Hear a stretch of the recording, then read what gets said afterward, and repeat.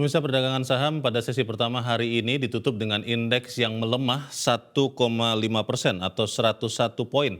Apa yang membuatnya melemah begitu rupa? Kita akan langsung bergabung bersama Jessica Wulandari langsung dari Studio Bursa Efek Indonesia. Jessica, apa yang membuat indeks turun begitu dalam pada sesi pertama pada hari ini kalau kita lihat, dan juga ada koreksi pada saham-saham bank besar? Apa yang membuat investor melakukan pelepasan atau penjualan saham pada sesi pertama ini, Jessica? Betul sekali Leo, perdagangan sesi 1 indeks harga saham gabungan kembali ke level 6.500-an.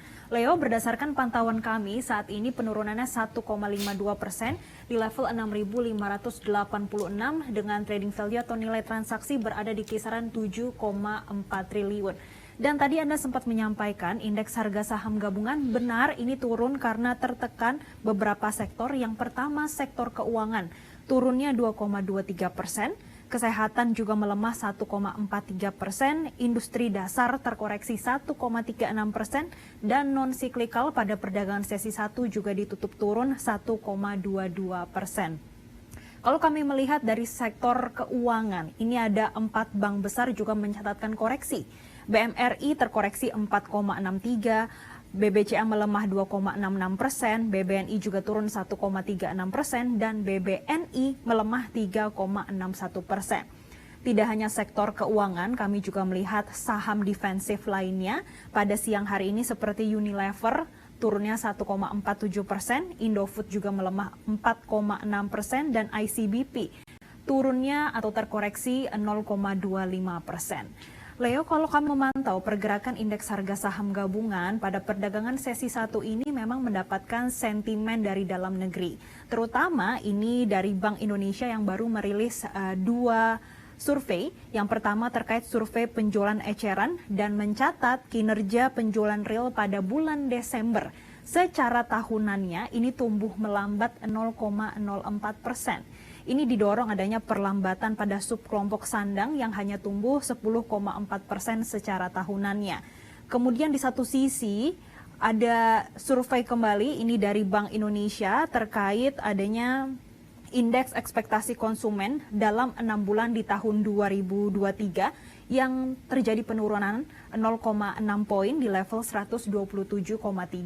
Memang kalau kita melihat dalam 6 bulan ke depan ini masih dinilai optimis karena masih di atas level 100 poinnya. Namun analis tadi sempat menyampaikan ada 2 hal yang perlu dicermati kembali karena ini akan berdampak pada kinerja indeks harga saham gabungan juga, Leo.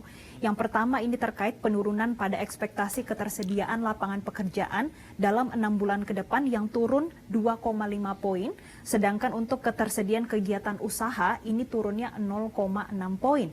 Ini disebabkan adanya sentimen secara global, terutama adanya resesi di tahun 2023 yang berada di Amerika Serikat, Tiongkok, dan juga Eropa, yang diprediksi nantinya akan berdampak pada perekonomian di dalam negeri. Sehingga ini menjadi sentimen tersendiri bagi pergerakan indeks harga saham gabungan. Selain itu, kalau kami memantau pergerakan IHSG, ini juga sejalan dengan pergerakan bursa secara regional pada siang ini. Yang pertama, kami memantau untuk Nikkei memang berhasil menguat 0,69%. Namun di satu sisi, kami melihat Hang Seng melemahnya 0,34% dan Straits Times yang turun 0,87%. Untuk pergerakan bursa secara regional, memang ini masih melihat bagaimana para investor masih wait and see, terutama data indeks harga konsumen di Amerika Serikat yang akan dirilis pada hari Kamis pekan ini. Kemudian di satu sisi ini juga ada survei bulanan ekspektasi konsumen The Fed untuk bulan Desember ini yang sudah dilakukan surveinya. Kalau untuk di tahun 2023 inflasi akan berada di level 5% atau turun 0,2 secara persentasenya.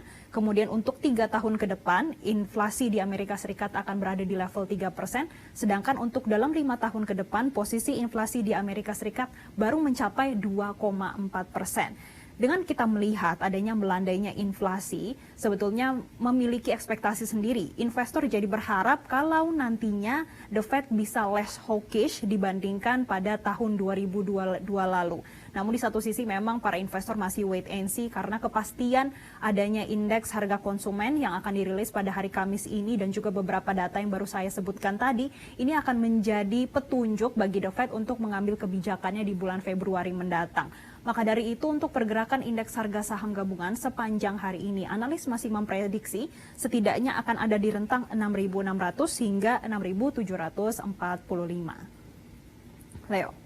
Kelihatannya prediksi analis mungkin akan susah untuk tercapai karena kita melihat sampai sekarang sudah turun 1,5% dan berdasarkan catatan dari awal tahun sekitar 7 hari perdagangan saham di awal tahun ini, Jessica, indeks sudah turun 4%, kalau nanti tetap tutup minus 1,5.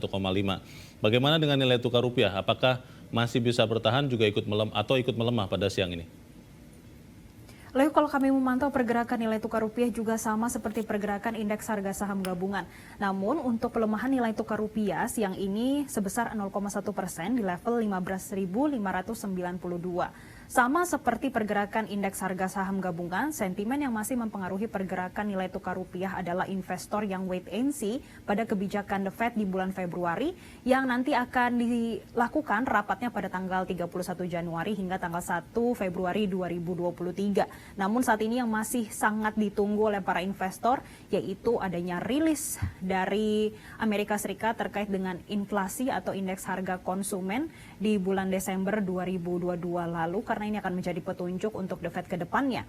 Dan maka dari itu untuk pergerakan nilai tukar rupiah pada hari ini diprediksi ada di rentang 15.500 hingga 15.625.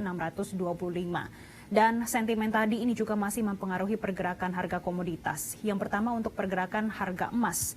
COMEX Gold terpantau melemah 0,13% di level $1.875 per troy ounce-nya, sedangkan untuk emas antam sejak tadi pagi hingga saat ini masih mencatatkan penguatan sebesar 0,2%, posisinya di level Rp1.035.000 per gramnya. Kemudian kami juga memantau pergerakan harga komoditas minyak mentah dunia, WTI, pada siang ini melemah 0,62%. Padahal tadi pagi sempat menguat signifikan dan posisinya pada siang ini berada di level $74 per barelnya. Sedangkan untuk Brent ini pelemahannya 0,67%, padahal tadi pagi sempat menguat 1,3% Leo, namun posisinya memang masih berada di level $79 per barelnya. Dan kita akan terus pantau bagaimana pergerakan indeks harga saham gabungan, apakah benar nantinya akan ditutup turun hingga 1% sehingga untuk akumulasi sepanjang satu pekan ini akan turun 4% atau tidak. Kita akan terus pantau Leo. Ya, kalau tetap turun, ditutup turun 1,5%, maka dalam 7 hari pertama perdagangan sudah turun 4%. Kita ikuti nanti seperti apa. Jessica Wulandari melaporkan langsung dari Studio Bursa Efek Indonesia.